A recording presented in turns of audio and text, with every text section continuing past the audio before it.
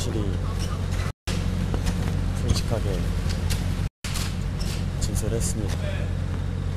무리를 일으켜서 정말 죄송합니다. 저는 용서받을 수 없는 범죄를 저질렀습니다. 저에 대한 모든 혐의를 인정합니다. 법원에서 내려지는 판단에 겸허히 따르겠습니다.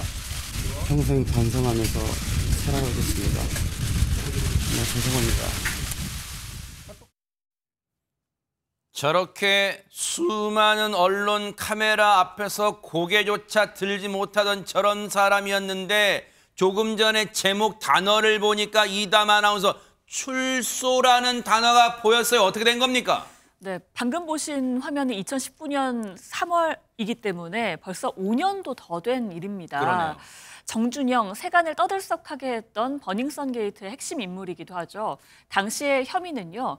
이 여성들을 집단 성폭행한 혐의, 그리고 단체 대화방에서 11차례에 걸쳐서 불법 촬영한 영상을 유포한 혐의로 징역 5년을 선고받았고요. 네. 항소와 상고 끝에 대법원에서 받은 형입니다. 네. 그리고 지난 3월 19일 만기 출소를 했습니다. 네. 출소할 때 당시 전남 목포교도소에서 출소했는데요. 검은색 모자를 푹 눌러 쓰고 또 마스크도 쓰고 있었던 것으로 전해지기도 했습니다. 네. 과연 지금 뭘 하고 있을까 했는데 그 근황이 목격자를 통해서 전해진 겁니다.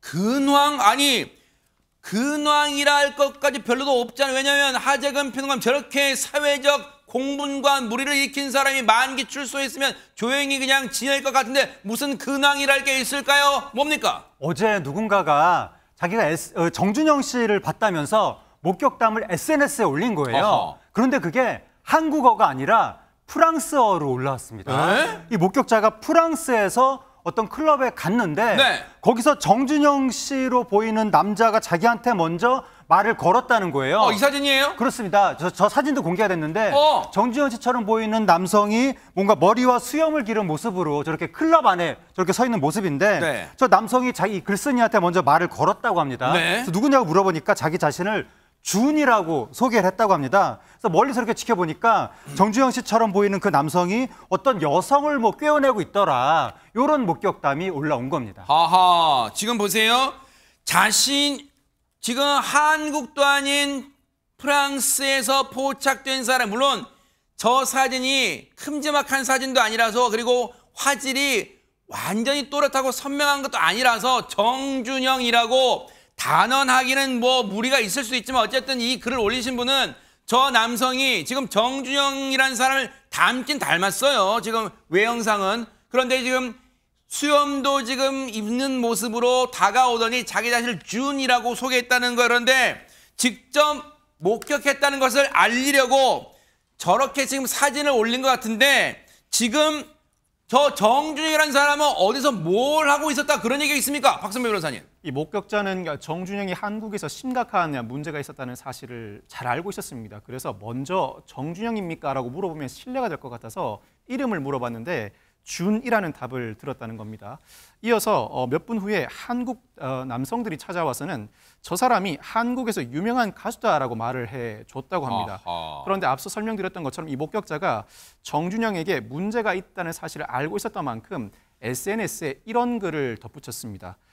이 겁쟁이는 한국에서 도망쳤다. 반면 여기서는 프랑스어 기본을 갖추고 파리의 레스토랑도 열려고 했다고 말했다. 특히 여자분들 주의하라. 현재 프랑스 리옹에 있고 여전히 여자와 놀고 있다는 걸 잘 알고 있다. 내 글이 한 분에게라도 도움된다면 기쁘고 후회는 없다라는 내용입니다. 지금 보세요. 처음에는 전혜연 평론가님, 이 사진과 함께 글을 올리신 분이 정준영이라는 사람 목격담이라고 해서 그냥 사진 정도만 올린 줄 알았더니 상당히 정준영이라는 인간에 대해서 많이 알고 있는 듯한, 그리고 그걸 넘어서 많은 사람한테 정준영이 지금 이러이러한 행동을 하고 있으니 주의해라라고 좀 당부하는 것 같아요, 지금. 이 목격자 입장에서는 정준영 씨의 범죄 혐의가 집단 성폭행에다가 불법 촬영물을 게시한 혐의가 굉장히 심각한 범죄라고 인식을 하고 있고요.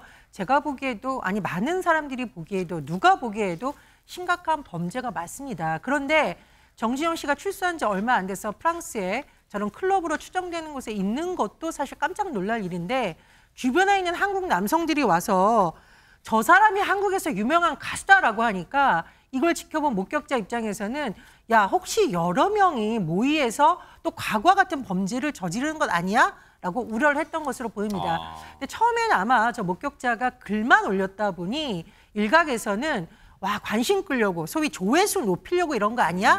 라는 의심도 제기됐는데 그래서 이 목격자가 나는 피해자들이 없게 하려는 차원에서 올린 거다라고 하면서 저 사진까지 올려서 좀 신빙성이 더 있는 것으로 해석이 되고요. 실제로 제가 또 자료를 찾아보니까 이 이른바 버닝썬 사태가 터지기 이전에도 정준영 씨가 프랑스 레스토랑 관련해서 여러 매체에서 언급한 바가 있습니다. 그래요? 그래서 그런 여러 정황을 다 취합을 해서 이 목격자가 아마 걱정되는 마음에서 글을 올린 것으로 추정이 됩니다. 징역 5년 다 채우고 만기 출소한 이후에 포착된 근황이 프랑스에 있는 클럽이라뇨. 기가 막히는데요. 그런데 과거 버닝썬 사건을 취재했던 한 언론사 연예부 기자가 최근에 이런 얘기를 들려줬습니다. 한번 들어보시고 이어가 보도록 하겠습니다. 피해자들, 그 사람들은 어디서 어떻게 지내고 있답니까? 제가 보도 보니까 승리 씨는 뭐 외국에서 뭐 활동하고 있는 그런 사진이 좀 보도됐던 거 네, 제가 뭐 본 가수로 기억이 활동하는 건 아니고요. 네. 사업을 계속 하려고 굉장히 많은 큰 노력을 하고 있다고 들었어요. 뭔 사업한대요? 구속되기 전부터 본인은 사실 가수 활동보다는 사업을 더 하고 싶어 했거든요. 글로벌 사업. 아 그래요? 예. 정준영 씨는 어떻게 지낸답니까? 해외로 이민을 준비하고 있다고 그 들었습니다. 사람이 정준영 네. 씨입니까? 자, 지금 이런 상황이에요. 물론 앞으로 저 사람들이 뭐 프랑스에서 어떤 일을 한다고 해서 그게 꼭 뭔가 나쁜 일, 범죄 관련 일을 한다고 저희가 단언하고 미리부터 걱정할 수는 없겠죠. 그런데 버닝썬 사태의 단초가 된 발단이 된 게 클럽이었는데 5년 만에 포착된 근황, 그 장소가 클럽이다? 이걸 어떻게 받아들여야 될까요? 앞으로 정준이라는 사람의 저 행동 눈을 부릅뜨고 하나하나 지켜보도록 하겠습니다.